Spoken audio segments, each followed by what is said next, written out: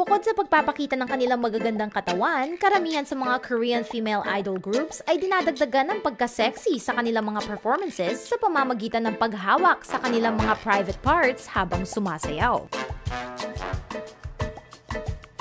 Mula sa Girls' Day hanggang sa Rainbow, ang mga Korean groups na ito ay nakahanap ng isang mabilis at epektibong paraan para magkaroon sila ng mas marami pang fans. Sinimulan ito ng grupong Girls' Day nang inangat nila ang kanilang mga palda at hinawakan ng maselang parte ng kanilang katawan sa isang performance. Ito ay nakapagpanalo sa kanila ng 3 magkakaibang contest sa TV. Ang crotch grab na ito ay ginagaya na rin ng ibang grupo gaya ng LA na dati ay mahinhin at inosente ang dating.